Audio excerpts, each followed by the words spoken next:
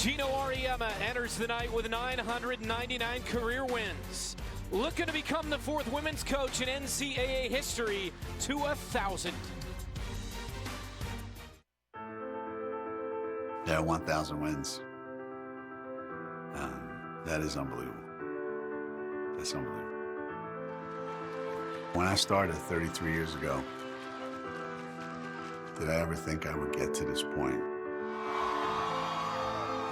Not in my wildest dreams. And the big group from Connecticut making plenty of noise. That first game I coached, I wasn't thinking about winning 1,000. I wasn't thinking about winning 100. I was praying that we would win one game. That one. There was a time when I thought we could be special. And special meant winning a national championship. 11 of them.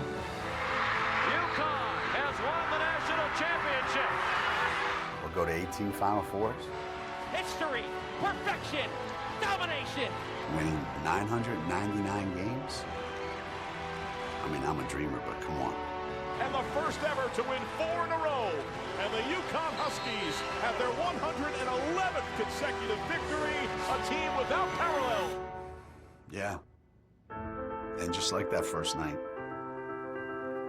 tonight, in spite of all the other 999, I'm just trying to win one game. That's it.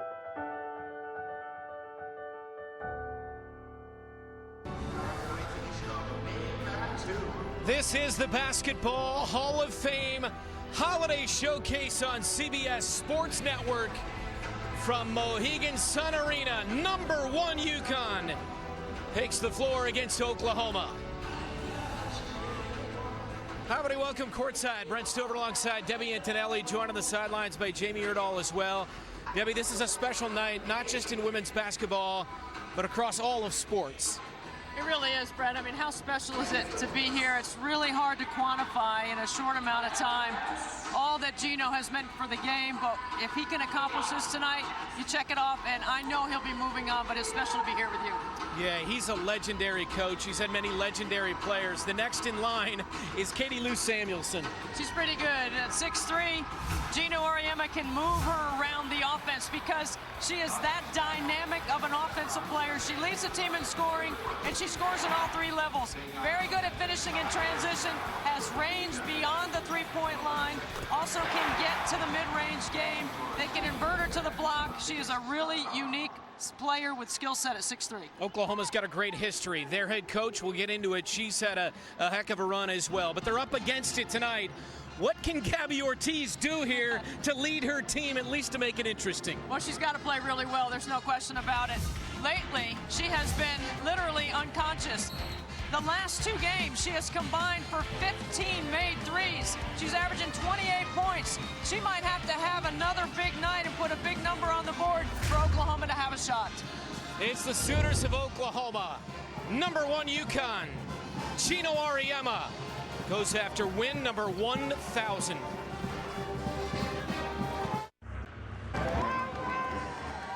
Moments ago, Gino Auriemma walking onto the floor here at Mohegan Sun.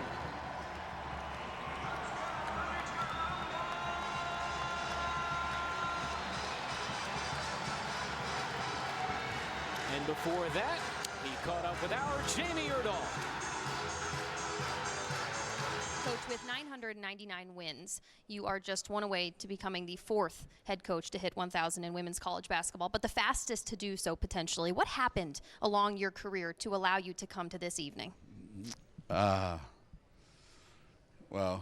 first, congratulations to Sylvia Hatchell this afternoon. I know they're pretty excited down in Carolina, but I think the same thing that happened to all the other coaches that get to this point. You know, we fell into something that was really enjoyable, and we had a great time along the way. We were able to get magnificent players to come and play year after year after year, and we were just able to be successful enough that we wanted to stay in it and keep doing it, because it's unusual to have somebody coach this long in this day and age. So we consider ourselves pretty fortunate.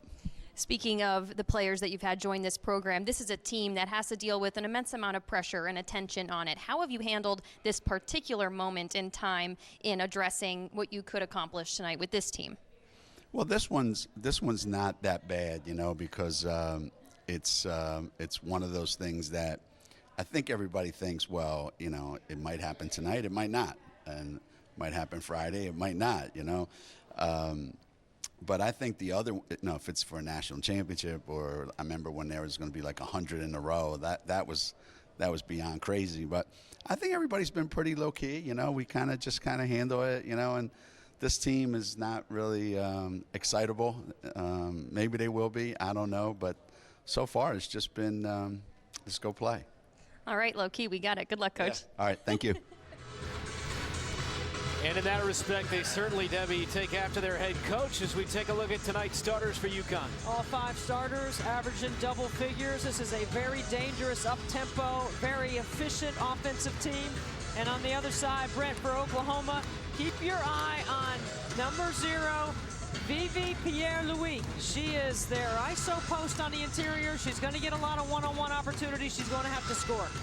Sherry Cole has built one heck of a resume herself. 22 years at OU, 20-plus wins in 12 of the last 13 years, 10 Big 12 titles, 3 Final Fours, 470 wins.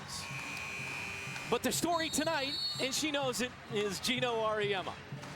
999 wins for him. Opening tap controlled by Crystal Dangerfield. 5'5" sophomore for number 1 and 8-0 UConn. Oklahoma will start out in their man-to-man defense. Kia Nurse out front. Here's Nafisa Collier. Shot clock at 10. Gabby Williams down low, follow away, blocks. And Oklahoma with their first possession. That's a big-time momentum play to start the game. And then there's a foul by Gabby Williams. Now, Brent, Connecticut doesn't typically foul. They certainly never put teams in a bonus early. That's something to keep your eye on, because Coach Auriemma pointed out to his front line today he could not afford to let them get into any sort of foul issue. Maddie Manning for the Sooners, screened by Pierre-Louis. Pierre-Louis looking for it, skip pass instead. Gabby Ortiz at 15 points a game. Look at the ball pressure by UConn. Pierre-Louis, the face-up baseline, too strong. And rebounded by Gabby Williams. And here comes Dangerfield. Williams kicks. Katie Lou Samuelson.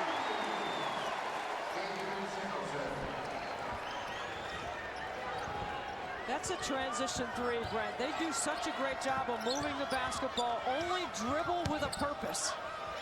Pierre-Louis had it blocked. Out of bounds off Nafisa Collier.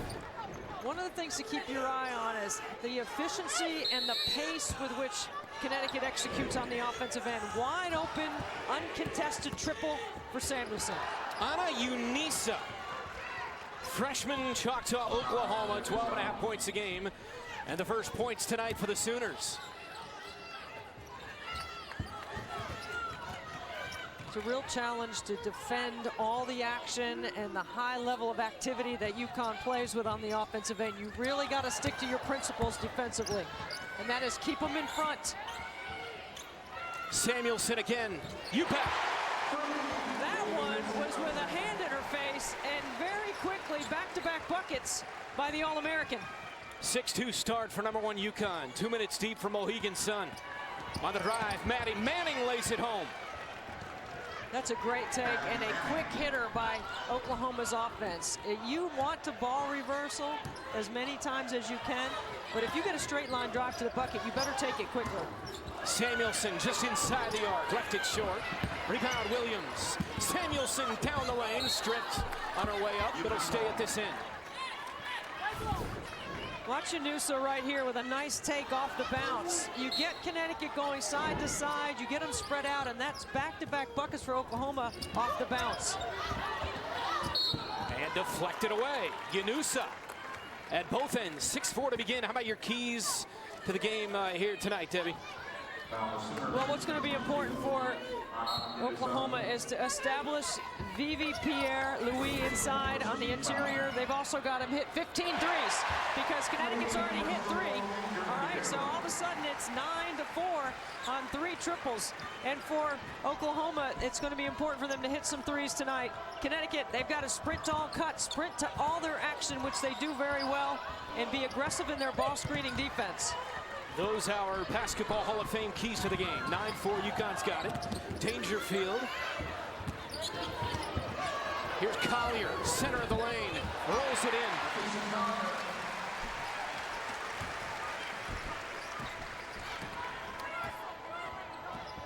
Manning is a graduate senior. Missed a couple of years with an ACL injury, so this is her 6th year in college. A 6th year, how about that? I wonder if she's drawing Social Security yet. Yanusa, too strong on a 3, 1 and done. Rebounded by Collier, junior from O'Fallon, Missouri, just outside St. Louis. Rifled inside and a big block by Manning, but tapped out to Samuelson. Too strong this time. And here comes Oklahoma down by 7. Yanusa, offensive. I think that was a little bit of an anticipation call. Sherry Cole certainly did not like it. Was she in legal guarding position? I'm not sure. I think that's a bad call. The officials, perhaps, easy to get caught up in the moment for everybody. Well, it's exciting in here, Brett. I mean, it's really exciting. Sellout crowd, Collier turnaround, blocked.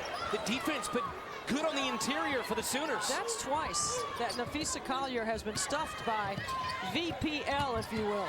Dangerfield, got it. I think that Nafisa Collier is going to have to look to go to the counter right now because turning and trying to score over the top of Pierre-Louis is not working.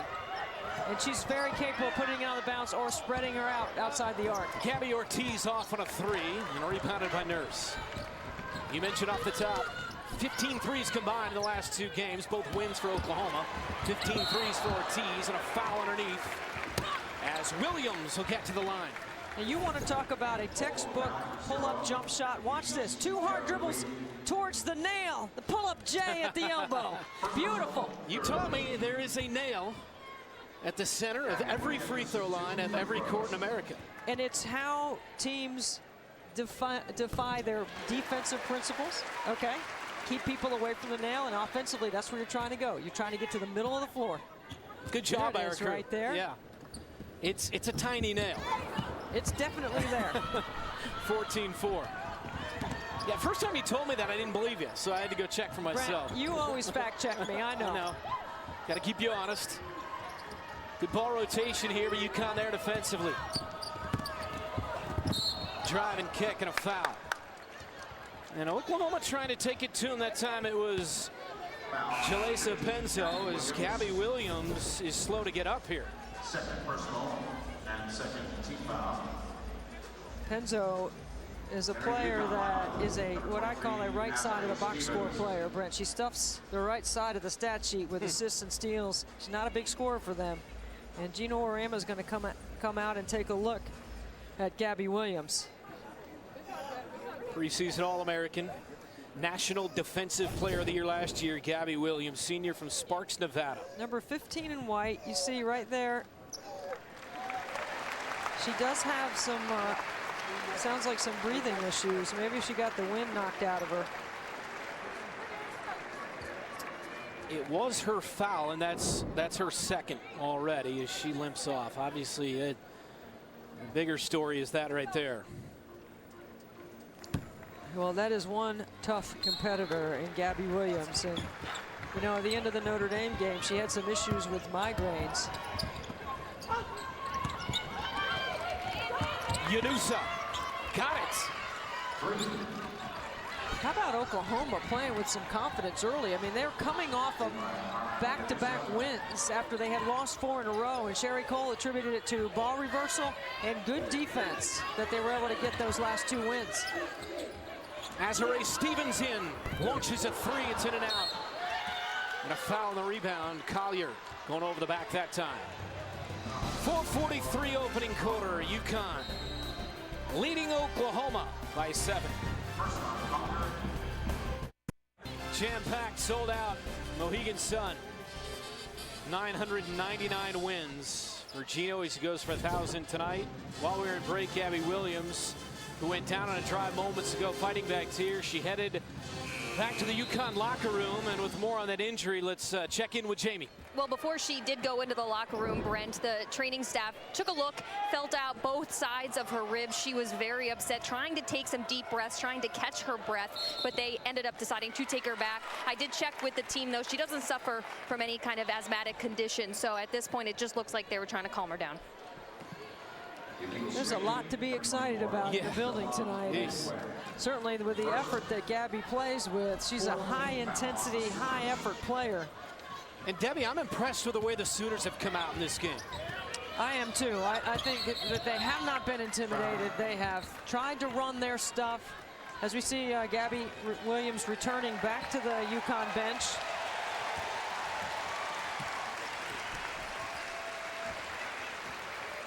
That's a good sign for Connecticut. I mean, the Sooners are getting doubled up, but to your point, they don't seem intimidated so far. This is Gabby Ortiz, their leading scorer. Now Maddie Manning, 8 to shoot, defended by Samuelson. Manning up and under, off the glass and in.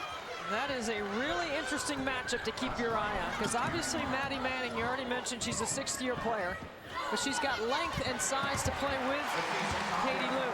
Nafisa Collier inside at 16-9, the feed there from Samuelson.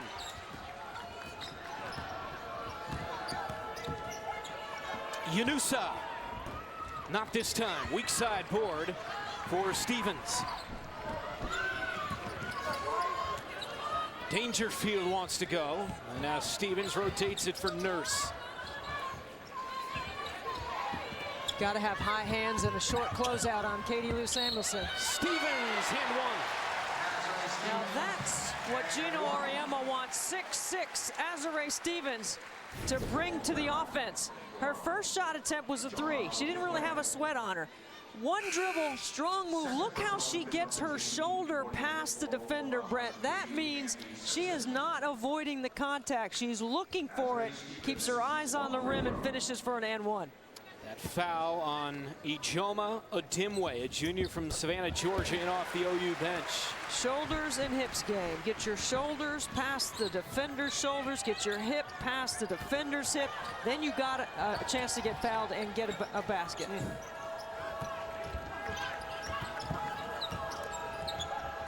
Penzo drops it down, and the back door works to perfection as Yunusa able to finish. And now Kia Nurse right back at him, draws the bump. Again, quick offense for Oklahoma. It's a good job by Penzo. She gets to the nail, she looks and reads. Too much ball watching by UConn. That won't be fun in film session tomorrow. Yunusa's got 7 on 3 of 5. First personal, 2 free throws. 2 here for Nurse, though.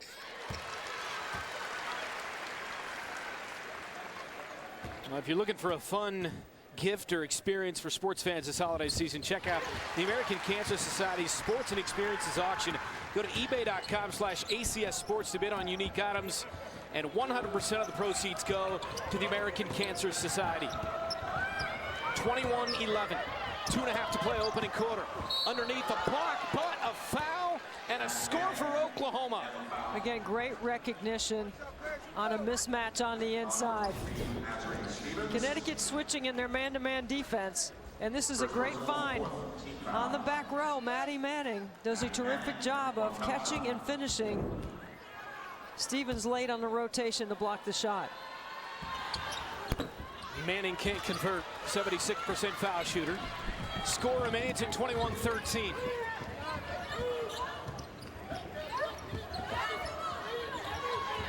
Stevens. Dangerfield. Not there. Rebound, Oklahoma. Penzo. Yeah, she did double dribble. That's a good call.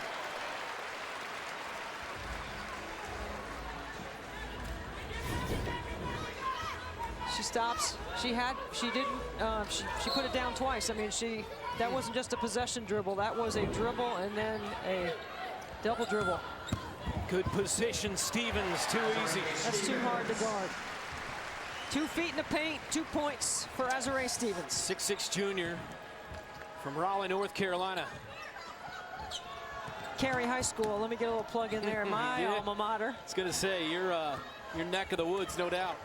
I still can't understand why she keeps saying she's from Raleigh, North Carolina. I keep telling her she's from Cary. Come on, exactly.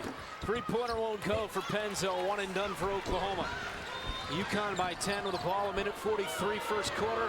Samuelson. It is a thing of beauty.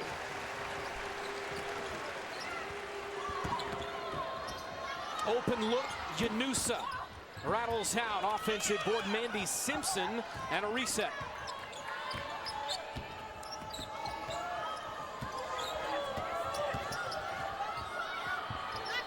Manning rattles out.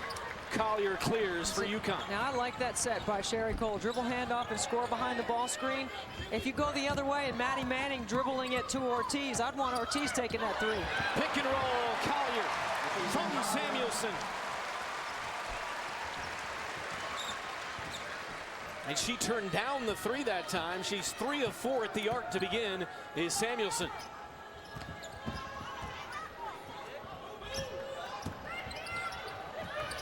Got to get Ortiz going, huh? See, that's the combination that I wanted, and Kia Nurse stuffed it. Did a terrific job defensively. 7-0 run for UConn. 5 to shoot for the Sooners. Ortiz baseline kick. Down to 2 on the shot. Corner 3 is in. And that'll work just fine for Manning. How about the mental toughness of Oklahoma, right? I mean, they're down by 12. But it doesn't feel like that. They keep responding. Final 12 seconds to the opening quarter. Dangerfield with 9. Deflected away. Now Samuelson with 5. Guarded 3. Off. Oklahoma ball. And that's how the quarter ends. Number 1 UConn with Gino Auriemma going for victory number 1,000. Oklahoma's hanging around after 1. You're watching college basketball on CBS Sports Network, the 24-hour home of CBS Sports.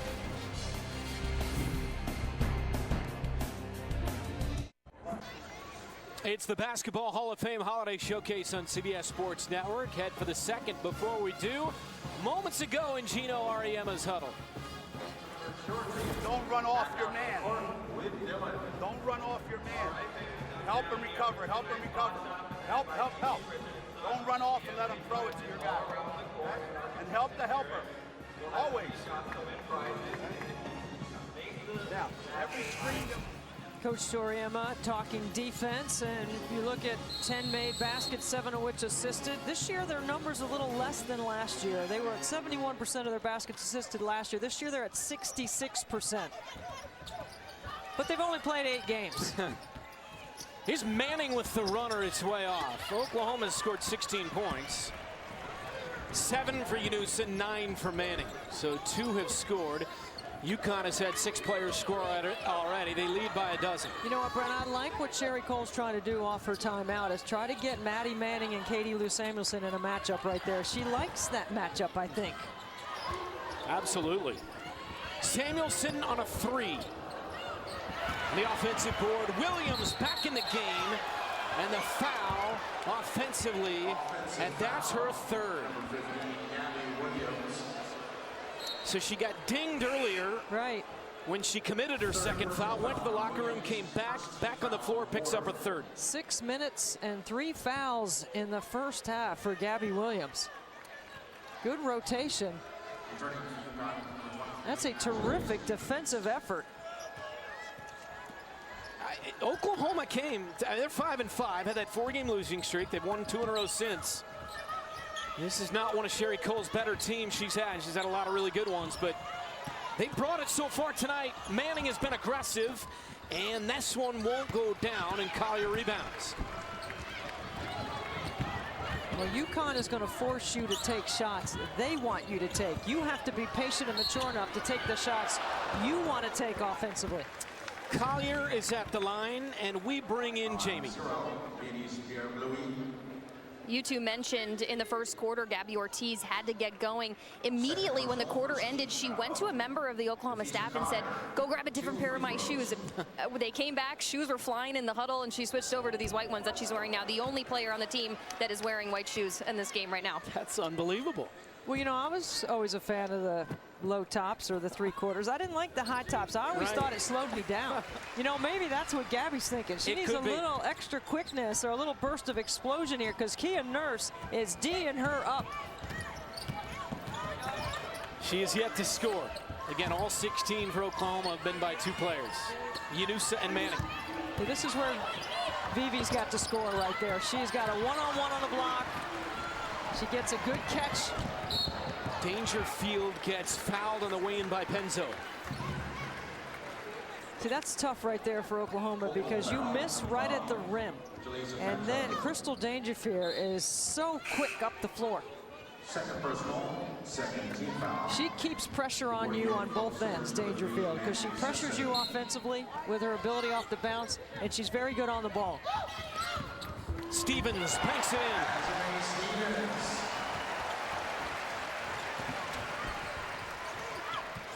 Ortiz watched by Nurse.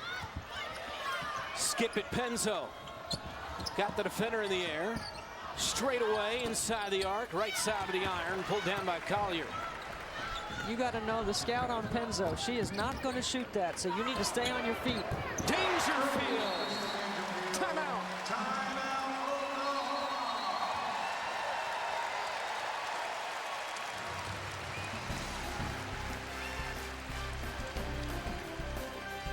At work, 34-16. In the second quarter, UConn, their three-point shooting all season has been phenomenal. And they're off to a hot start in the first half tonight, Debbie. Well, they've been terrific. They worked inside out to get Katie Lou Samuelson wide open. And this was a contested 3 off a ball reversal. Here's an out-of-bounds play where they knocked down a triple in Crystal Dangerfield. They've made 5 for 9 outside the three-point line. And Katie Lou has 9 points all outside the arc. So 5 of 9 UConn. Just 2 made 3 so far for Oklahoma. 34-16. And a turnover by Ortiz, who's yet to get it going. That was a travel. That was a great switch out by Crystal Dangerfield onto Gabby Ortiz. Obviously, Sherry Cole coming off the timeout is trying to get Gabby Ortiz going. And Gino Auriemma actually is going to put, as you take a look at the travel, is going to keep Crystal Dangerfield now at second body guarding Gabby Ortiz. Almost 3 minutes of game time without points now for Oklahoma. They turn it over again.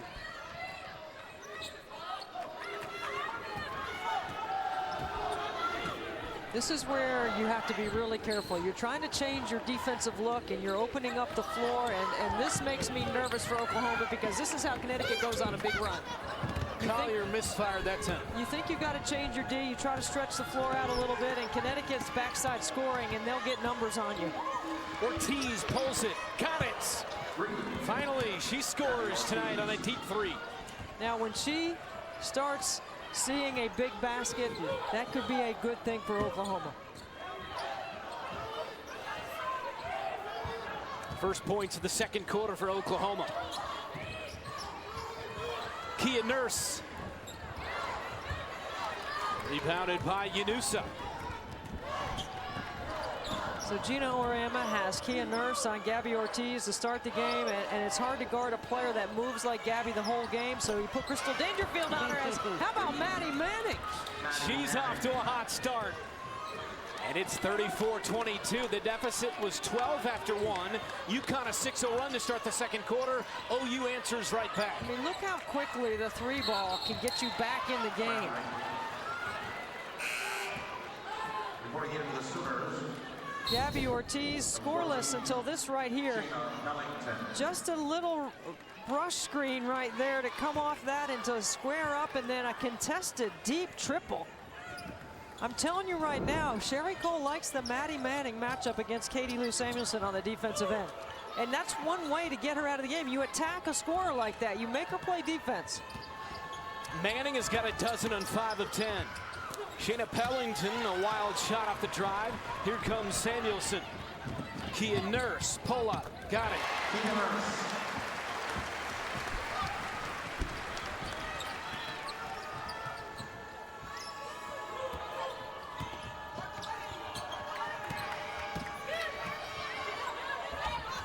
Manning in the corner. Offensive away from the ball on Mandy Simpson, a freshman from Boise, Idaho. Watch how hard UConn runs the lane, okay? They run the floor hard, and it's a nice mid-range pull-up jump shot in transition with rebounders there in case she misses. It's a great shot to take.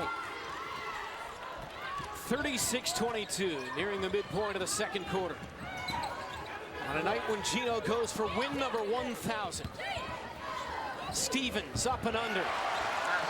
As only 6'6" with length can do. It's impressive. I'm telling you, that 1-3-1 that Sherry Cole's got to try something. You're trying to get your team in rhythm. Sometimes when you change your defense, it helps your offense. Penzo rifles it through off the hands of Simpson. Good ball movement. There's the trap. You draw two, and then watch the length. She goes from one end of the lane to the other side. Uses the basket. 7 Sooner turnovers now. They're down by 16.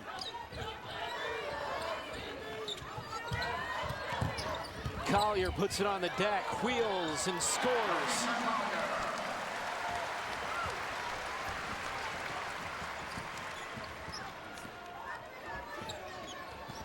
Shayna Pellington.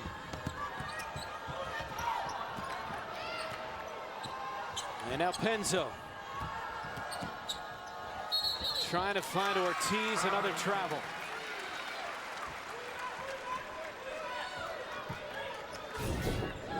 So dangerous when you make back-to-back mistakes, but here's a matchup right here that Penzo cannot guard Collier. There's no way.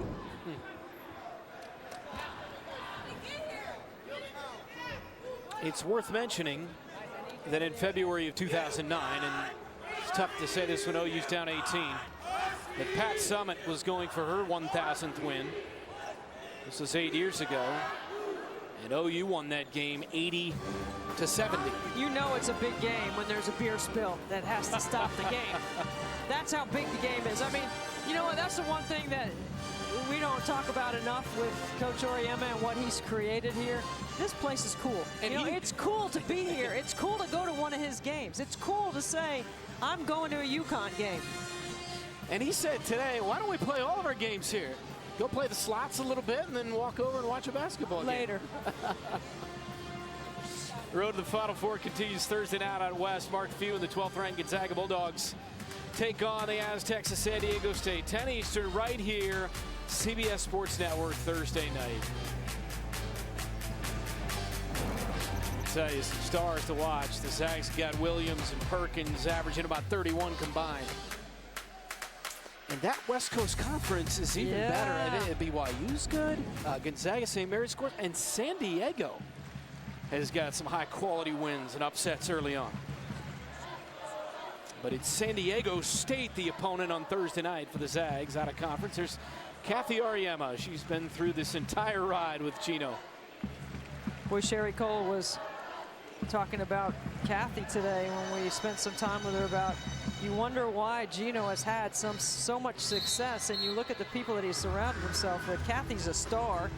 Chris Daly, who has been a part of every win for 33 years, is getting a lot of due props for everything she has meant. As you take a look at Chris right there talking to Gino. And he's the first to tell you, without Chris Daly, this thing doesn't happen. Out of the timeout, Collier. Kia Nurse. And spins it down. It's hard to guard all of their weapons.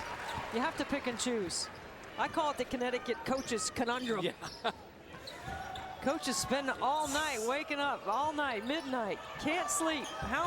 What am I gonna do in this situation with UConn? Very challenging. You even said you couldn't sleep last night because you were concerned about Every time you do a UConn game, it's fun because you're going to see the game played the right way. Unselfish, make the extra pass, uncontested shots, shot makers all over the floor. This is a very efficient, highly skilled offensive rhythm.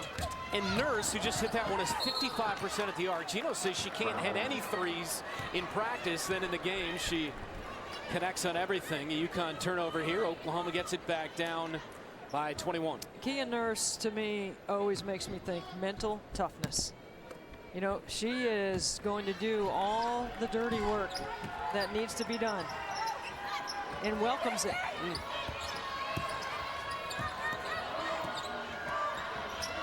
3.5 to play, first half, deflected. Yanusa got it back, Manning in rhythm. Got it. Maddie Manning, hello. What a game. She's Where have you been the 15. beginning part of the season? 6 of 11. She's 3 of 4 from downtown. Backdoor Nurse. Reverse lay-in. Great action. Good weak side work. Occupies the help. Good spacing. Beautiful. Pellington for the Sooners. And now Yanusa. Turnaround 15-footer is down. See now, in Kia Nurse's mind right now, she's like, I'm checking her the next time down the floor again. I got her. She's not going to do that to me again. That's the mental toughness I'm talking about. No, and Ariema said the competition is not against the team we're playing. It's about perfection for us and not making mistakes at all, regardless of score. Watch the way they move. There is a nice slip by Kia Nurse. That's why she was wide open. A terrific job. So Collier at the line here. By the way, Yanusa quickly, that foul is her 3rd, so that's a big deal, obviously, for the Sooners as they bring in a couple of fresh bodies here. Yanusa sits down, but you mentioned Chris Daly, and she's been here for the 3+ decades in these 1,000 wins, which Gino's on the doorstep of here tonight. Well, she's terrific. Everyone around college basketball knows CD and respects everything that she has done to help UConn prosper. But she's the detail person. Gino's the visionary, the big dreamer, and Chris puts it all together for him. It's a great team.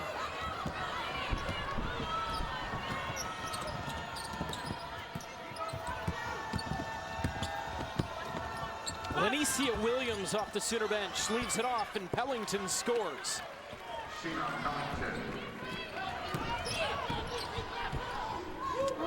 With more on Chris Daly, we check in once again with Jamie.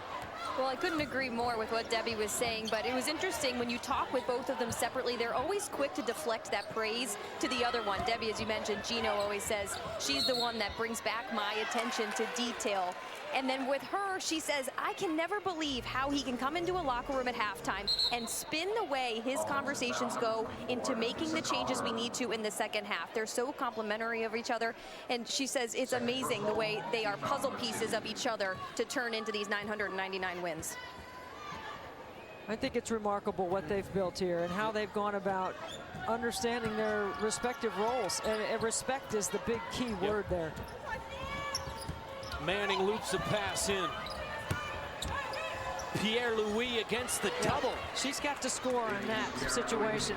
Oklahoma likes to run a lot of 4-out, 1-in, and they should go back to that set. That's just a great job by Collier, running straight to the rim and burying a smaller defender. Because Connecticut runs so hard, they create mismatches in transition up the floor all the time. There's no way Gabby Ortiz is supposed to be guarding Collier, but because she runs so hard, she was the last person back to pick her up. Pellington spins, fall away short, and cleared by Stevens. Nurse in transition, Stevens. Thought about it, but she thought better. Reverse it. 45 seconds in the half. Stevens trying to gather it, and a jump ball. UConn has hit 6 of their last 7 from the field. They lead by 17. One of the things Connecticut does really well on their ball screen action is they roll hard. You know, they roll hard to the rim every time. their actions are fast and efficient and on straight lines, and when they have to play on angles, they do. But they are so unselfish in sharing the basketball. Knocked away by Manning. She's done everything. She's got 15 points. See if she gets a touch here. There's Manning. Puts it on the deck. Leaves it off. Pierre-Louis. Back to Manning. 22 seconds in the half. Pierre-Louis scores again. That's Penzo. I'm telling you right now, you watch that kid, number 12 for Oklahoma, and you go, she doesn't look like much of a player, but she is a right side of the box score player.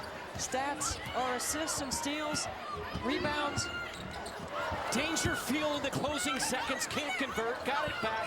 Final second rolls off.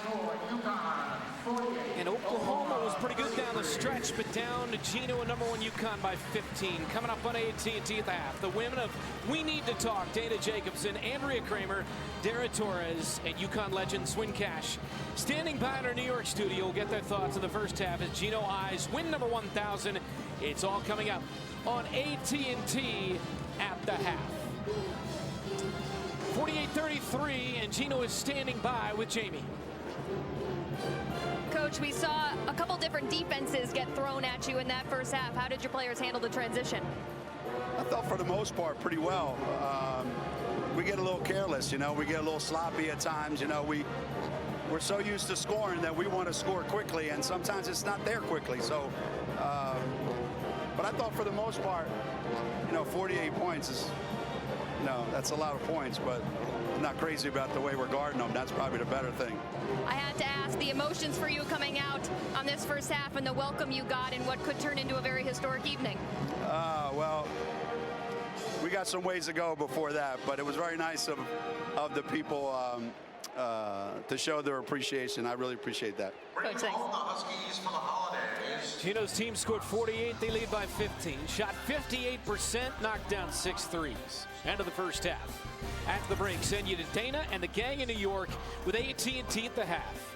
You're watching college basketball on CBS Sports Network from Mohegan Sun as Gino goes after win number 1,000.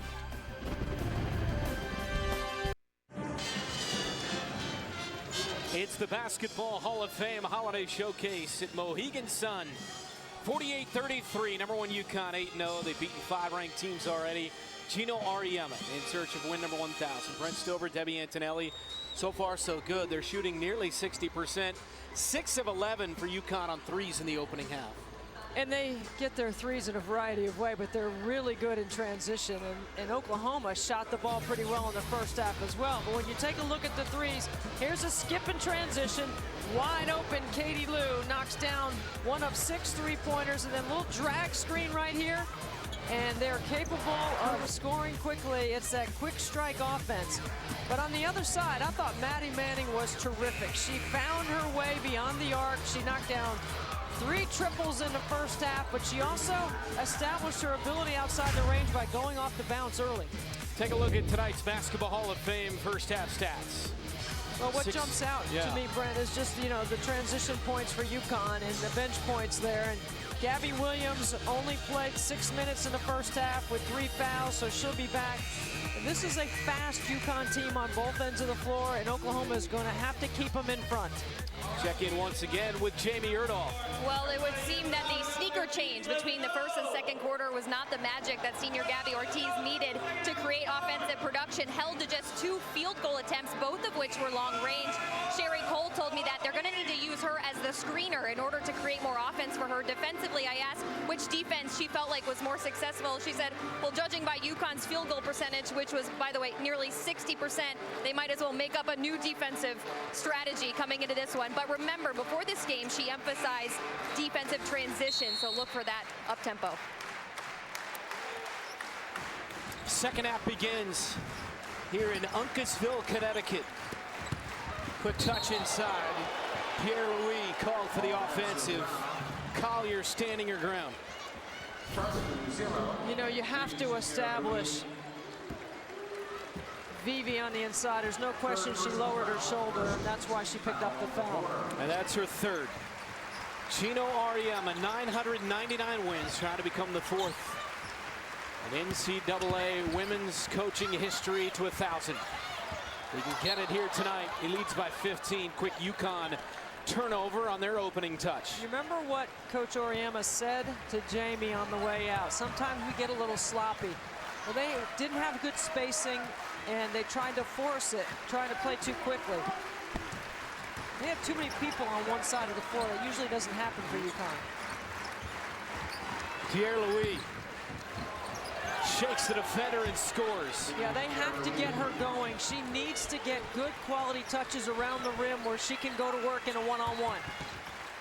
She averages 16 and 9. Gets 6 points tonight. Kia Nurse off on a 3. Rebounded by Pierre-Louis. And here's Maddie Manning, who scored 15 in the first half. Penzo, skip pass, corner 3. Yanusa crawls off and tracked down by Katie Lou Samuelson. You notice how no one went to the offensive glass. See, I think that's a good piece of strategy by Sherry Cole also. You got to get back in transition. Make UConn play against your set defense. This is what you want to see more of. The first 2 touches of the second half are inside to big number 0. VLP is going to have to play like CP3. Remember Courtney Paris, the number 3? Absolutely. I mean, that's how she's going to have to play for them to be able to get back in this. Those were some awesome Oklahoma teams. Of course, they played for a national title in the early 2000s. A loss to UConn. A little bit of a sloppy start to the second half on both sides. Penzo with the offensive foul. That's an emphasis in the game, and that dribble handoff screen is a really fine line between that being a foul and that not being a foul. So Penzo picks up her 3rd. Pierre-Louis has 3. Yanusa has 3 as well for the Sooners. Dangerfield too strong on a 3-pointer. 48-35 opening moments, 3rd quarter. Maddie Manning, the scoop won't go, and pulled down by Collier. Dangerfield ahead, and she travels. Trying to make decisions at a very fast rate. I think Coach Auriemma wants his team to just take a collective deep breath right here. Slow down, make the extra pass, and get into the rhythm of their offense, which is when they play off the pass. Penzo way off on a 3. Here's Dangerfield. Crowd still standing, waiting for the first points of the second half for UConn, and a takeaway by Ortiz. Gabby Ortiz halfway down and out, and off of Yanusa. If that one had gone down, it's a 10-point game. Look at Sherry Cole right here. She has got to be pleased with the effort. Again, they stand until there's points, and normally they don't have to stand this long. 2.5 minutes into the 3rd, UConn has yet to score. Gabby Williams fouled on the way in, and that's not going to be continuation there. Foul on Penzo, and she's got 4. Now what do you do? She's got 4, Pierre-Louis 3, and 3 for Yanusa, and now Gabby Williams scores.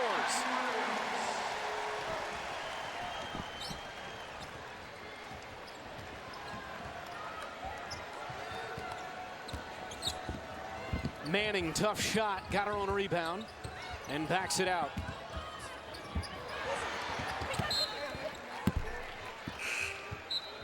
(50-35), 3 minutes deep second half.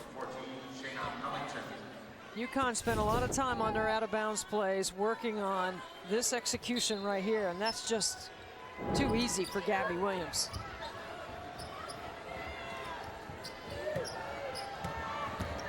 Shayna Pellington, turnaround, fall away is down. Yeah, if you can play side to side and spread UConn out, there are some matchups that you can take advantage of off the bounce. And I think Sherry Cole's game plan has really been terrific in trying to take advantage of that. 3-pointer blocks. That doesn't happen often when Samuelson shoots out there. Pellington down the lane. And here's Gabby Ortiz. Yanusa works on Nurse, spins, banks it in and out. Oklahoma's had a couple go halfway down. Now foul on Manning.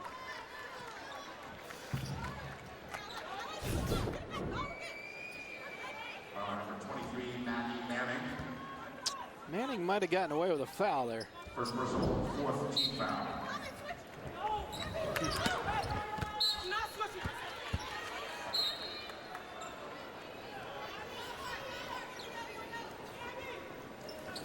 So this is the foul trouble we talked about, and you can actually give Penzo 4 now. She just picked up her 4th a second ago. Samuelson couldn't get it. What a great job by Maddie Manning. That's a poor angle and a poor decision by UConn. Manning is doing everything for the Sooners. Here's Yanusa, pull up. Around and out again, and a foul on Yanusa. They've had some chances to get this thing cut down to 10 or 11, and that is number 4 on Yanusa. So she's got to check out. And Oklahoma is in the bonus. They're shooting free throws. That is amazing. That's fast.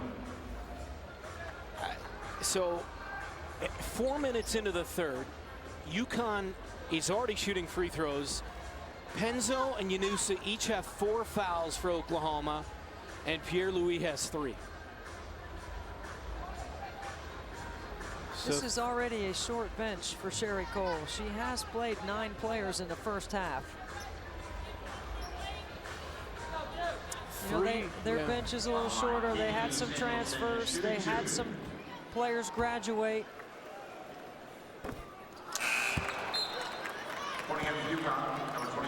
Three of the Oklahoma's 5 starters are out. I beg your pardon, are in foul trouble as Collier checks out. Stevens back in for UConn. Well, Gabby Ortiz is not going to come out. She's 5 times this year. She's played 40+ minutes. She's in only 10 games. Only got 3 points so far tonight. Average is 15. Pellington, beautiful feed, and the finish for Pierre-Louis. I love it. That was beautiful. You said she needed to become a factor. Reject the screen and get to the middle of the floor. I love it off the bounce. Backdoor Dangerfield, blocked by Pierre-Louis. Here comes Ortiz. Pull up 3 in transition. Gabby Ortiz. And it's a 9-point game.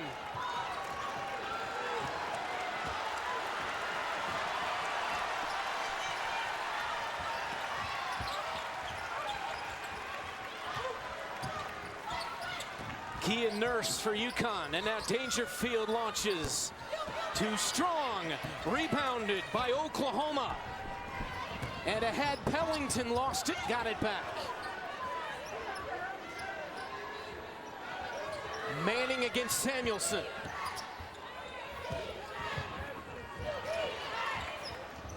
Lanicia Williams. Pellington, got it!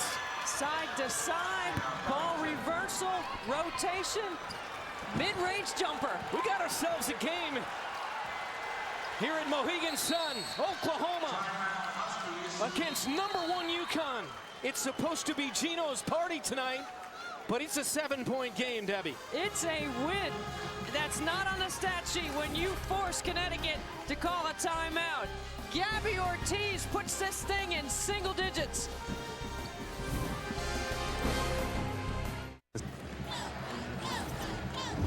In the second half, Oklahoma coming out of the gates on fire, Debbie. What a terrific job of establishing Louis Pierre inside. And then they're doing a great job of reversing the basketball. They're going side to side, and they're forcing some one-on-one action defensively. And that's putting Oklahoma at an advantage. They've got some matchups they can exploit on the offensive end. The big issue, though, is that 2 of their starters with 4 fouls, 1 with 3. And let's bring in Jamie quickly. Brent, Gino just went into the memory banks of his team during that last time out. He told them, all you guys have been talking about is what happened to you in the last NCAA tournament. You got punched in the mouth then by Mississippi State.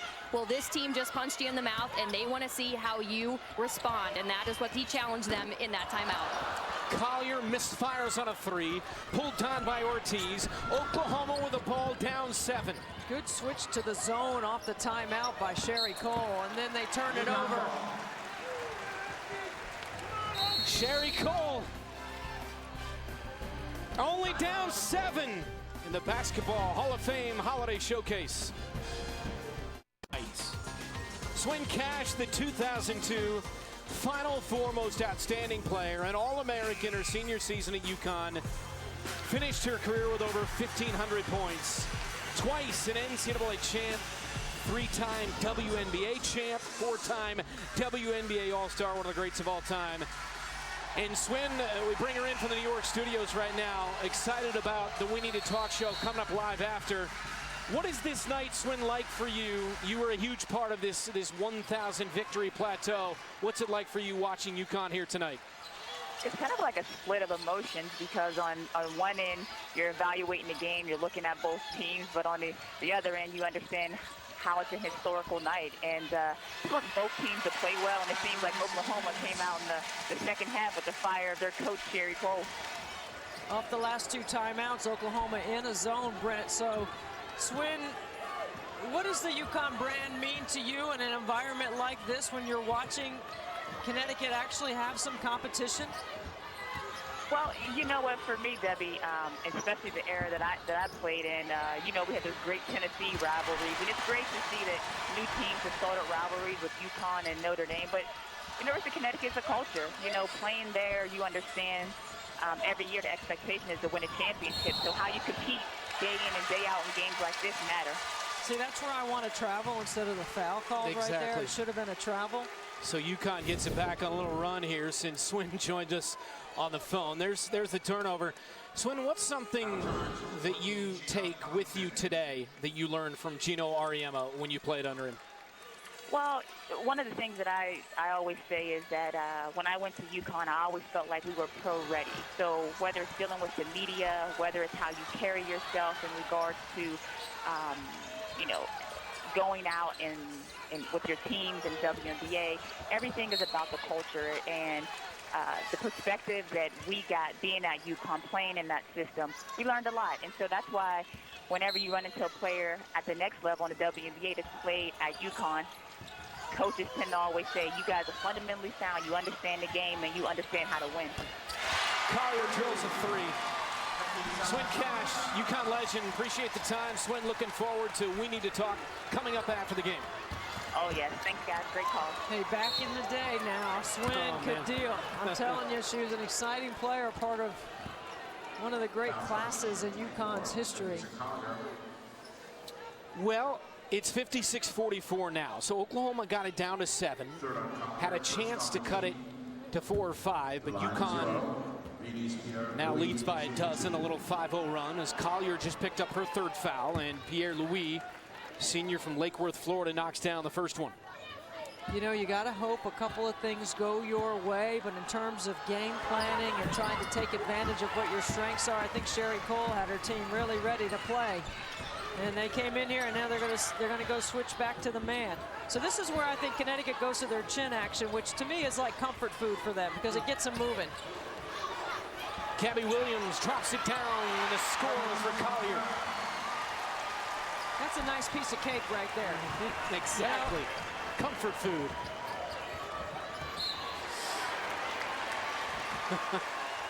It looks like it's a lot of false action at the top, but what they do is they keep moving the basketball until they get the matchup that they can exploit. And Gabby Ortiz was stuck down there on the block, and they made the extra pass, and a wide open. Nice pass to the basket on a dive. That was UConn's version of that comfort food you're talking about. Manning, defended by Collier. Runner in the lane, won't go. Pulled down by Stevens. UConn by 13. Final 2 minutes of the third.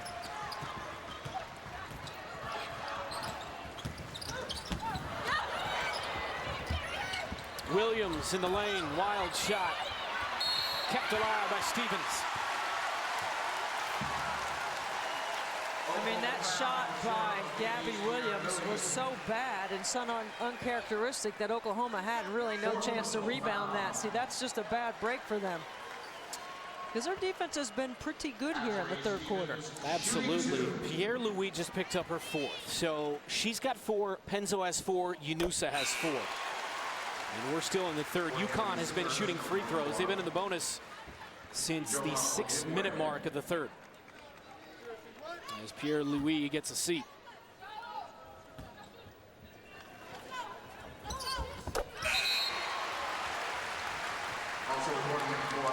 Lead back to 15. It was 7 a moment ago.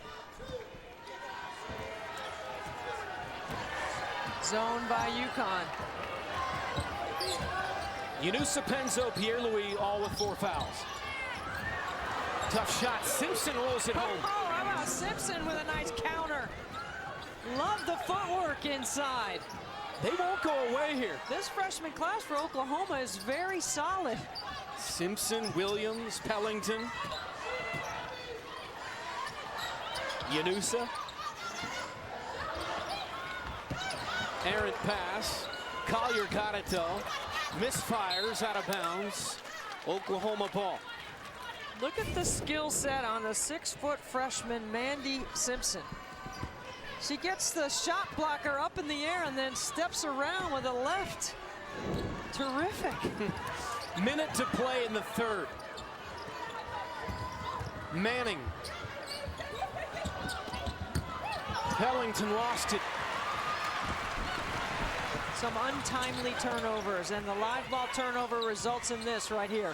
Nurse left it short. Scooped up by Simpson. Here's Pellington. Ortiz pulls it. Spins out. UConn has done a terrific job on Gabby Ortiz. They've had multiple defenders in her window all game. Final 20 seconds, shot clock off. UConn by 13.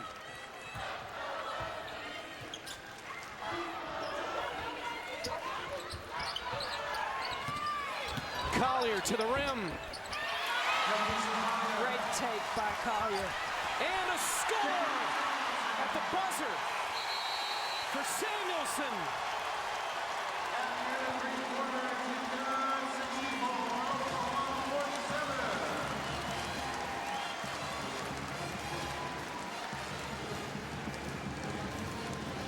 UConn closes with a flurry, leading by 17 after 3 on the CBS Sports Network.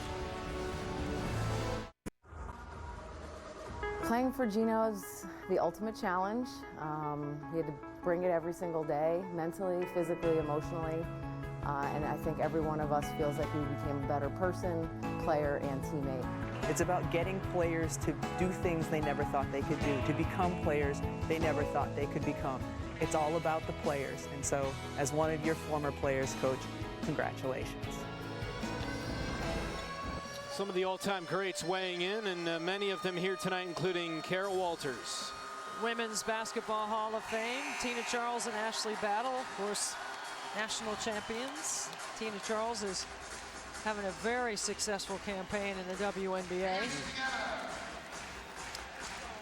And UConn, this thing got a little dicey. It was down to 7. Doesn't often happen, especially in this building or any part of this country, or really anywhere in the country, since he became the head coach more than 3 decades ago. But Oklahoma got it down to 7, but UConn closing that third quarter on a 13-3 run, and they lead by 17. A lot of slapping the floor by Oklahoma, which is the universal symbol for lockdown defensively. Staying in that zone. Fourth quarter underway. Samuelson couldn't finish, and Manning pulls it down.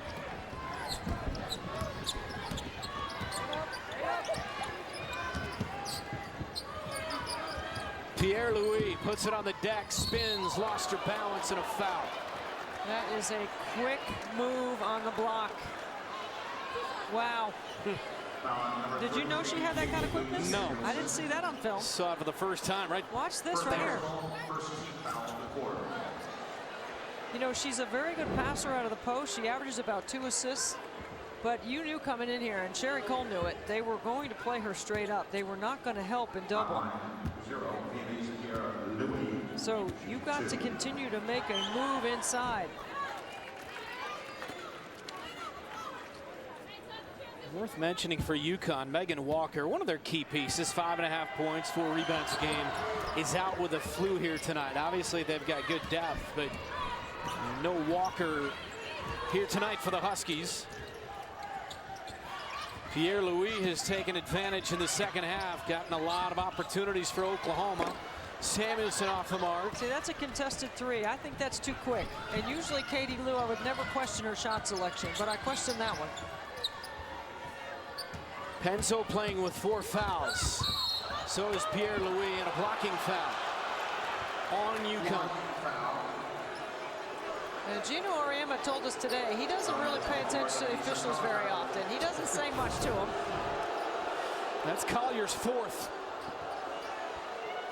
I'm surprised he didn't have anything to say about that one. Maybe that look might have said it all. You know, we asked him today how many, when's the last time he had a technical? He can't even remember when's the last time. But what's ironic about that, his first win at Iona, he got 2. And back then, you could get 3 before he got tossed. So he got 2 technicals in his very first game. He used all of his rope that night. 64-49, minute deep, 4th quarter. Gino Auriemma, 999 wins, trying to become the 4th in the history of NCAA women's basketball to 1,000 wins. And that's a bad spot for her to give Katie Lou the basketball. Azurá Stevens, too strong. Numbers for Oklahoma. I'm telling you, Oklahoma has made UConn play off the bounce, and that's what you want to do, Greg. If you let them pass and cut, not put the ball on the floor at all, they're in rhythm and they are going to slaughter you because they're so good. But this is a good defensive play right here by Kia Nurse. But if you make them play off the bounce, you got a better chance of defending them.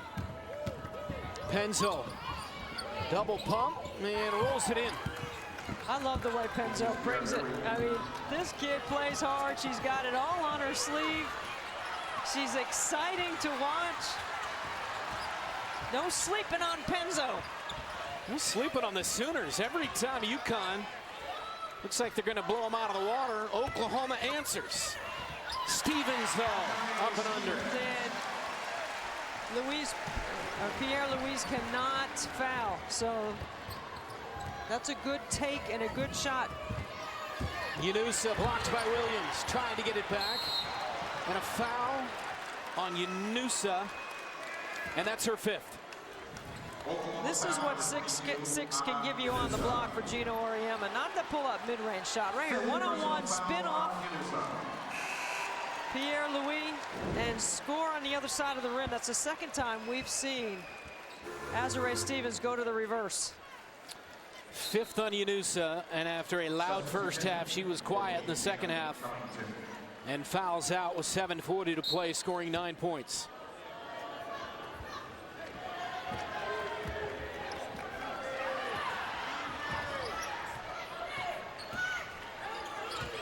(66-51).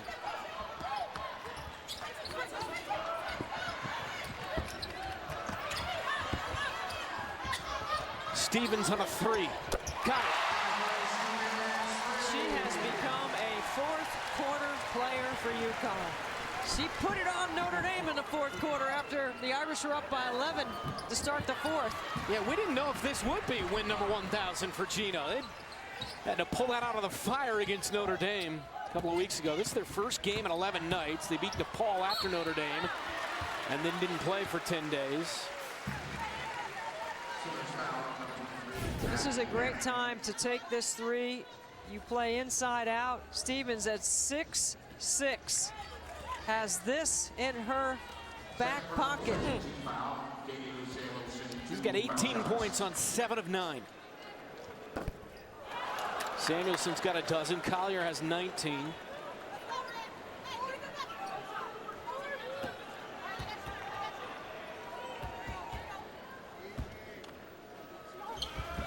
She missed 2 free throws. 86% foul shooter. If Katie Lou missing 2 free throws, I'm definitely not going to put any money on 33 tonight because she is usually automatic from the line. Good call. Ortiz rings in a 3. And again, Oklahoma is trying to make this thing interesting. Back to the zone. I like the change.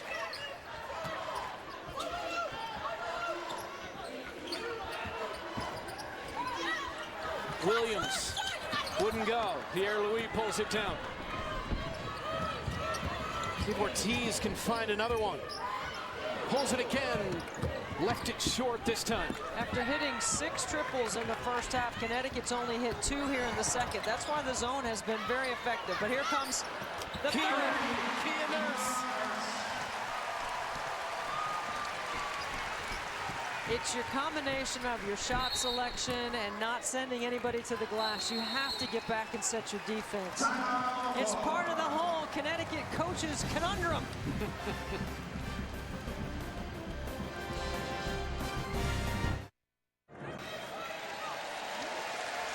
5:53 to play. Number 1 UConn leads by 18. Let's take a look at tonight's Serve Pro play of the game here in Uncasville, Connecticut. And UConn out on the run. It's the 40-minute effect. It's how they wear you down. They are going to run the floor hard, and they are going to move the basketball in transition. And Oklahoma just looks tired. It's the wear down factor. They got it to 51-44. And you mentioned the cumulative effects when you play UConn. But since then, they've scored just 3 points. Great duck in to pick up a foul on Azurá Stevens. Azurá Stevens, second personal. Third team foul. Pierre-Louis has been good in the second half for the Sooners. Nice take. She has been terrific. I mean, she is an incredible piece to build around with how hard they play on the perimeter. She's got 13 on 5 of 9. Stevens all alone. See, that's fatigue. They go side to side. They get it in the shoot. You can't help. Doesn't matter what defense you're running. They just throw over the top. Pellington down the lane. Tough shot. And scores it. Boy, Pellington has jets. Tremendous quickness. Watch this right here. Her ball fakes and her movement has been terrific tonight. That's a great take. High arcing shot over the outstretched hands of the shot blocker. That's 4 fouls on Williams. You know, she's played this whole second half with those 3 fouls. Remember, Gabby Williams picked up 3 early fouls and only played 6 minutes in the first half. A lane violation there on UConn, so Pellington another crack at it. See, that lack of focus right there is going to be exposed in the film session tomorrow. And that's one of the things that Jamie and I are talking to Katie Lou is like, that's why when we're in games where we have a double-digit lead, we can't let up because in film, it will be corrected. And Debbie, he said, if nothing else, the Samuelson scores for the fans. He said they pay good money to watch us play mistake-free. And he said, if you guys went to a concert and the artist made a mistake on every 3rd song, you wouldn't feel like you got your money's worth. It was a great analogy. It was terrific. So he wants perfection. Have you been entertained today? Because I have been, yes. And I don't mind the few mistakes UConn has made. And you know, I come away with a tremendous respect for Sherry Cole and this Oklahoma team as well. I agree with you.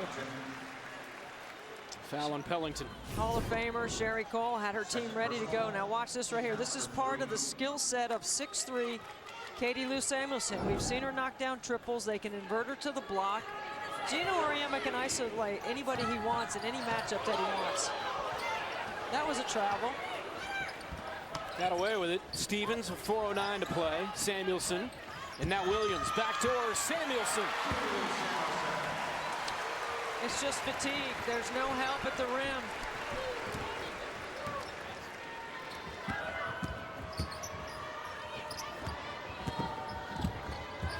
Penzo.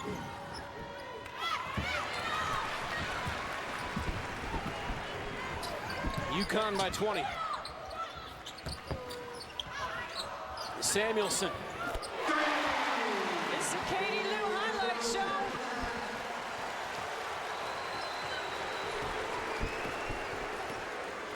She's got 19. Don't you love it when they shout Lou in here? It's really cool. This is a fun place to be.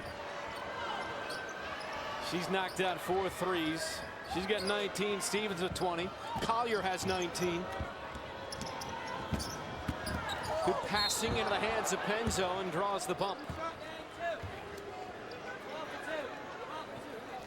We've seen Katie Lou on a flex cut score. We've seen her on a backdoor cut, excuse me. And her last back, it was the triple off a skip. So most teams don't have 6'3" that can play on the perimeter. And she's 6'3" with terrific footwork, who can run off screening action, can score in a variety of ways. They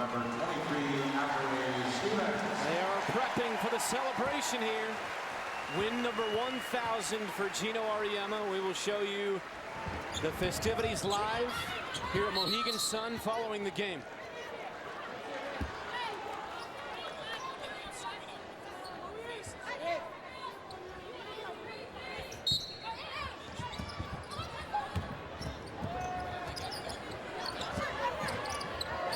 While we have a second, we should send our shout out. Congrats to Sylvia Hatchell at the University of North Carolina, Brent, who today, her team tipped off at 2 o'clock in Myrtle Beach against Grambling, and they won. So Sylvia actually, technically, is third to reach 1,000. So what a monumental day in women's basketball history to have 2 coaches reach such an incredible, amazing number. Comes Ortiz.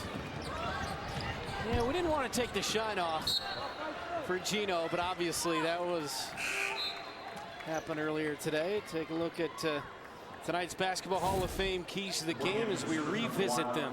Well, I talked about Pierre Louis needing to score in the paint. She needed to have a bigger night than that. Only 7 made threes. And then Connecticut does such a terrific job of moving the basketball. And they made a couple of mistakes tonight, but they'll fix those and celebrate until they get ready to head to Canada. They're going to Toronto next. They're going to play Duquesne up there as a homecoming game for Kia Nurse. I love that he does that. I love that about college athletics, that you take your seniors back home. Of course, a couple weeks ago they played at Nevada, the home of Gabby Williams. It's a guarantee when he recruits you that at some point in your 4 years, he's got to play at your home.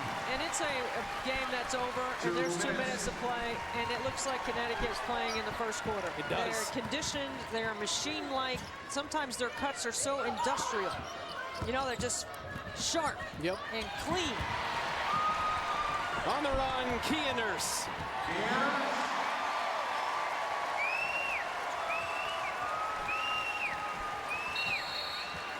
Timeout. Sherry Cole's team has battled hard and they are tired. 137 away from win number 1,000 for that man. Women's basketball, there's the 1,000 win club, and you mentioned Sylvia Hatchell got her 1,000th this afternoon, and now Gino about to get his 1,000th and become the 4th member of that club. 85-59 with 137 remaining. And they're ready for the party afterwards, and we'll bring it to you live.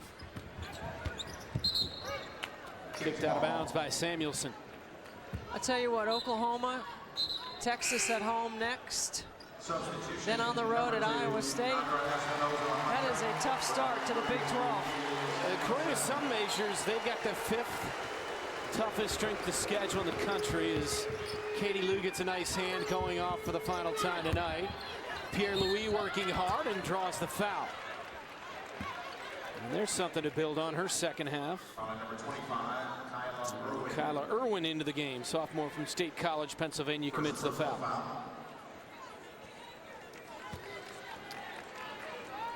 Stevens, Samuelson, and Gabby Williams. Heck of an effort tonight.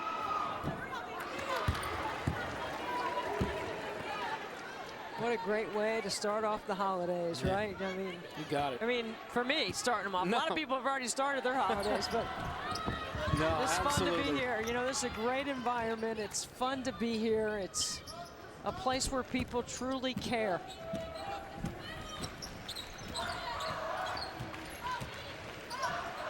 Sold-out crowd here at Mohegan Sun to see history tonight, and they've been treated.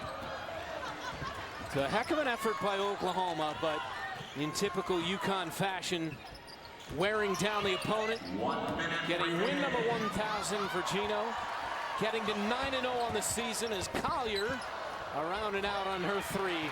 Dangerfield pulls it back out.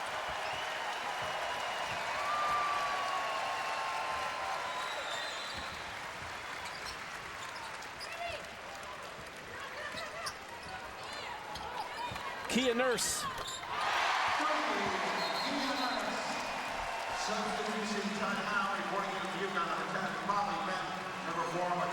Molly Bent going to check in quickly. And Kia gets a hand as she goes off.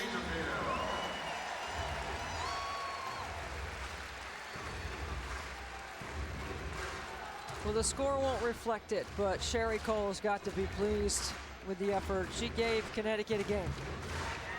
And her staff and her team were well prepared to come in here. And I thought they did a remarkable job to get it to single digits in the third quarter. Collier exits. Michaela Coombs is in. Tuli Camara as well. Final 30 seconds. Pellington. Pellington's got some hops, some jets, and an explosion step to the rim. Gino's ready for this thing to be over. She's been their leading scorer in 3 of the last 5 games. She doesn't shoot the 3, but when she has an off season with Sherry Cole and her staff, she adds that to her game. That is a tough check in the Big 12.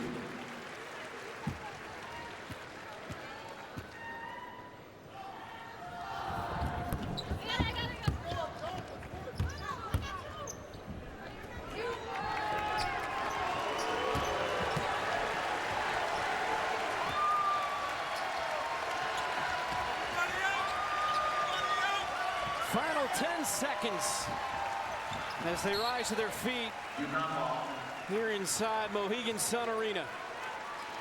A time of reflection and a sigh of relief. 5 seconds.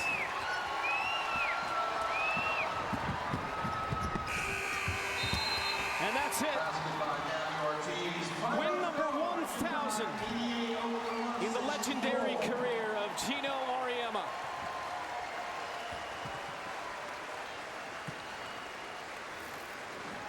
And ladies and gentlemen, that is win number 1,000 for Gino Auriemma.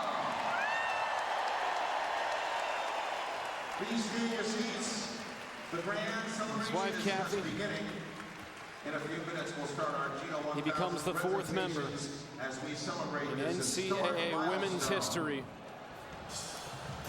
The 1,000, he does it here in Uncasville, Connecticut.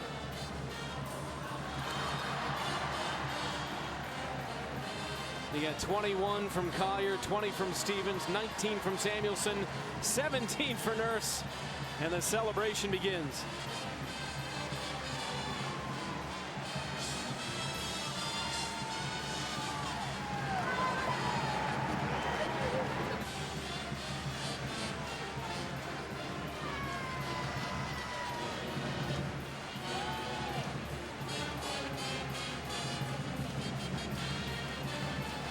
And let's check in with Jamie.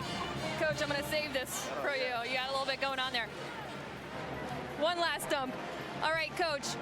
You called yourself a dreamer, but you never thought you'd reach 1,000 wins. It's official now. How does it feel?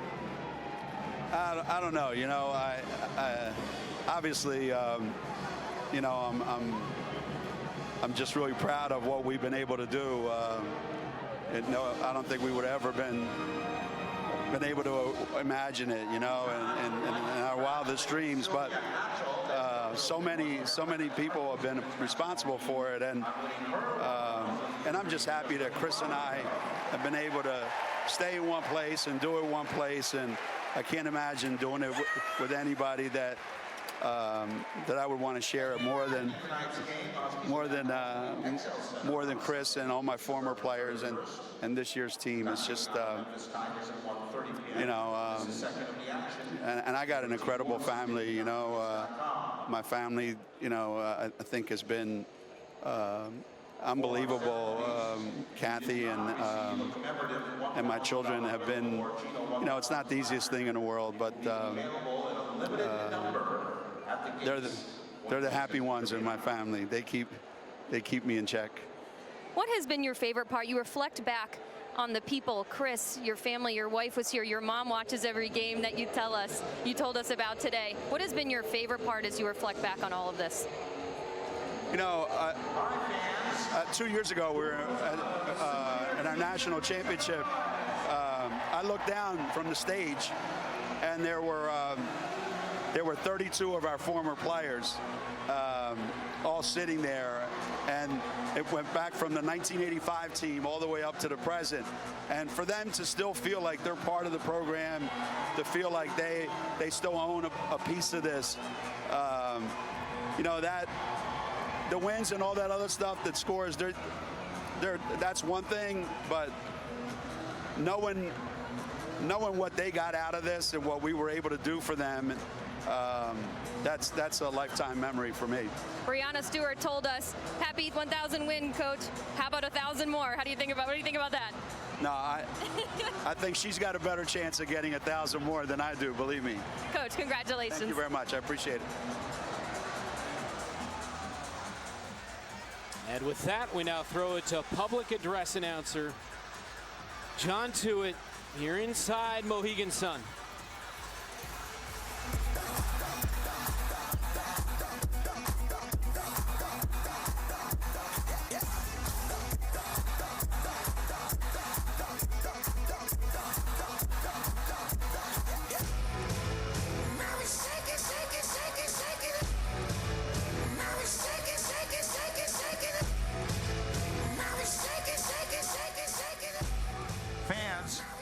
Once again, welcome to the grand celebration. To begin our festivities, let's take a look back at...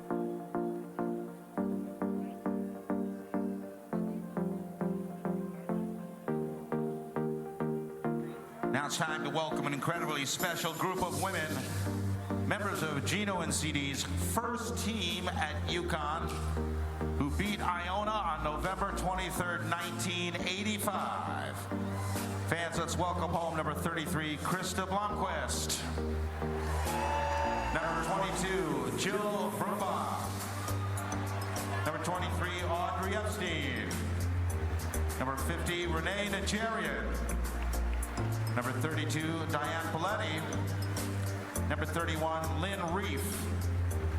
Number 24, Tammy Sweet.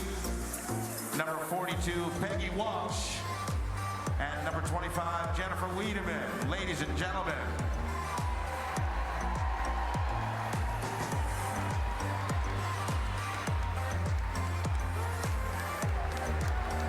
Let's hear it for the 1985-86 UConn women's basketball team.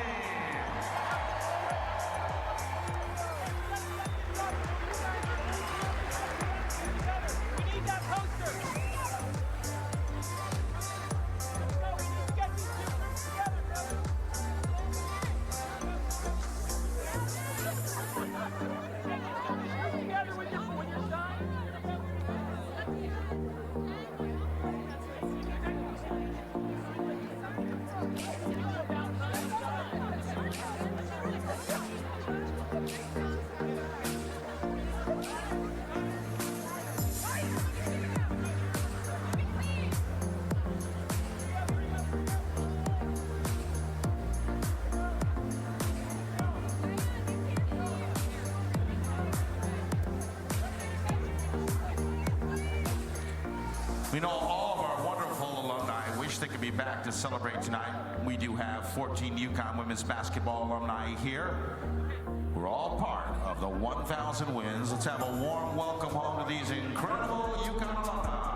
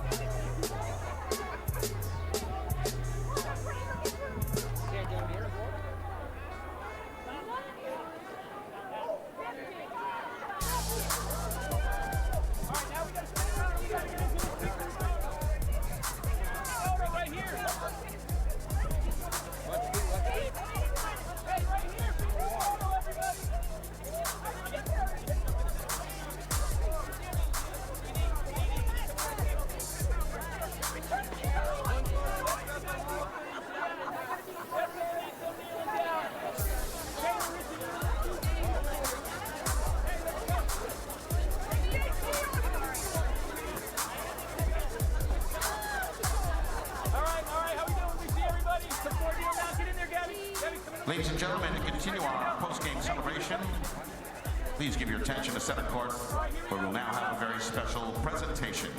Beginning in 2016, the Naismith Memorial Basketball Hall of Fame introduced a new jacket created by the Hager Clothing Company in a unique design and color, Naismith Orange. New class members have been presented these jackets for the past 2 enshrinements. We're now pleased to welcome John DeLiva, the President and CEO of the Hall of Fame, to present a new jacket to Coach Gino Auriemma from the Hall of Fame class of 2006.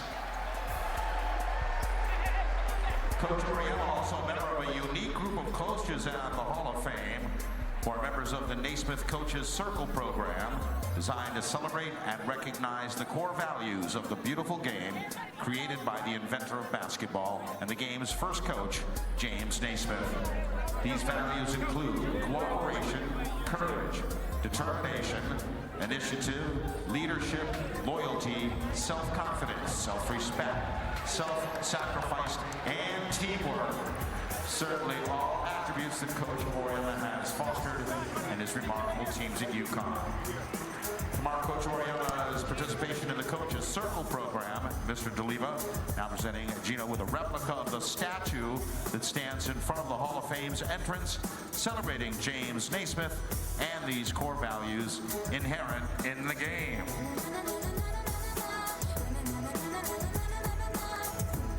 Next up, please welcome Ray Pinal, President and General Manager of Mohegan Sun, and David Martinelli, Chief Marketing Officer at Mohegan Sun, plus Kevin Brown, Red Eagle, Chairman of the Mohegan Tribe. They are celebrating Gino's historic 1,000th win with a special congratulatory Debbie, you for a long time have been a champion of women's basketball, men's as well. But what is this night? What's going through your mind as you see this? I'm thinking about how much Gino has impacted the lives of not just the players that he has coached, but the people in this state and around this region. How many little girls have grown up believing that they would have a chance to play? That's what, when it gets down to it, what you want to do is make it better for somebody else, and he's made it really good for a lot of people to play this game and to play sports, especially young women.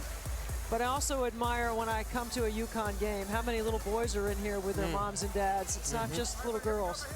And I think that's a generation of young men that are learning that women can do a lot of stuff, that there's no limits to what you can accomplish. And I think that's what I think about. And I love our game, but I love the people in our game. And the game has been good to so many people, and Gino has given back in many different ways. He might have 1,000 wins, but he's got many more philanthropic wins, more than you can measure. That's well put.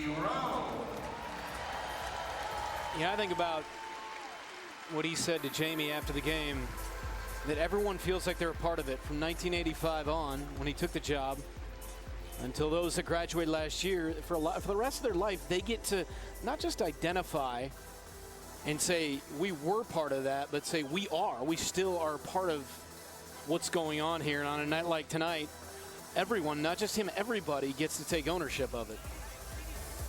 That's what you want, is an inclusive environment like that, and he's created it.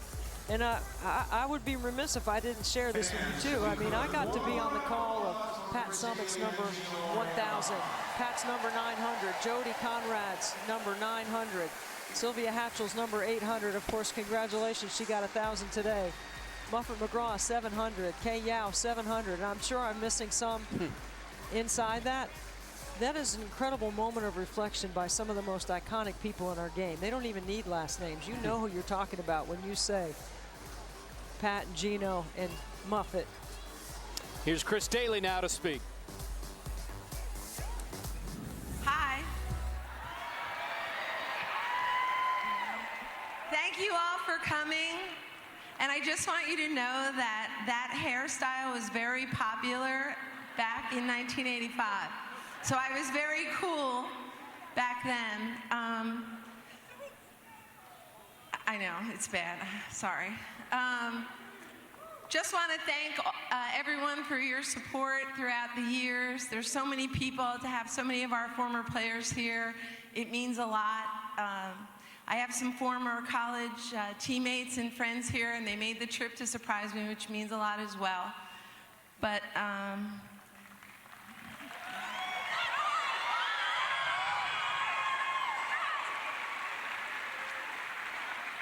not more than being able to share this with somebody that's very special to me. He drives me crazy, but it means a lot to be able to share this with him, and I thank him for allowing me to be part of this for so long.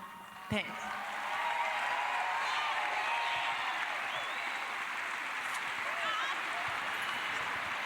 Okay, wait, one thing. The confetti was my idea. Now stop throwing it at me.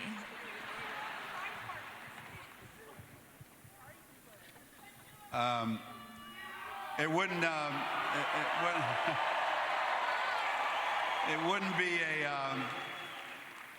wouldn't be a celebration event without Chris taking credit for most of the stuff that happened tonight. The confetti was her idea, the cake was her idea, everything is her idea. That's how you keep somebody around for 32 years. You let them make sure that everything is their idea. And most of the time it is. I think Chris said it best for both of us. You know, the people that have come back, our former players, our families that are extended now, you know, the UConn family, and how many there are, and how often they come back, and that's probably the most gratifying thing that we do is it's one thing when they're here, and it's another when they choose to come back, and they come back because I would like to think that these were the best 4 years of their lives, and they want to hold on to them for as long as they can.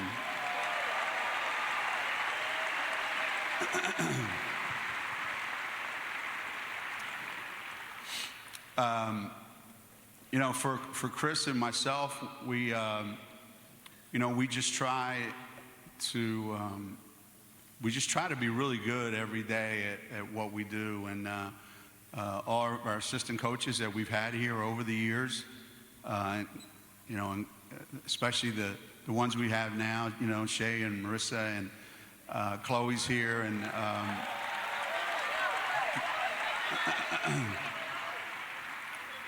and what we've been able to figure out is that if you try really hard every day to be really, really good at what you do, and you try to do the best for the people that are around you,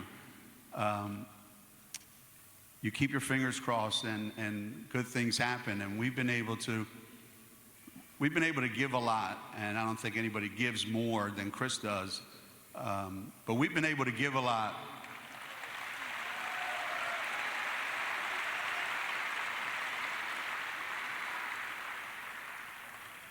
And my family's here, and, you know, Kathy and Jenna and Michael and Alyssa and everybody that's been part of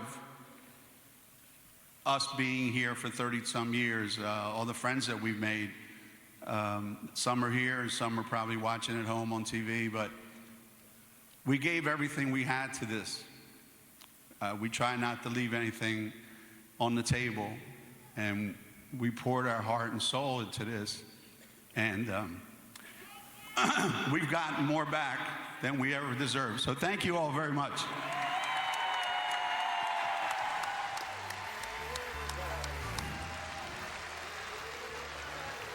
Final thought, Debbie?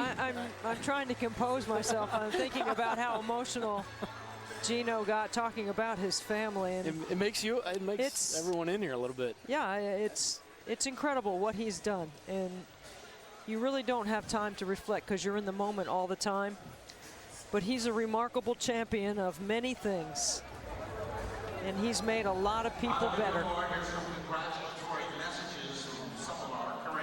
It's fun to be with you tonight. Hey, this man, is really fun tonight. This is great. Thank you. A lot of fun. Jamie, too. It's a lot of fun.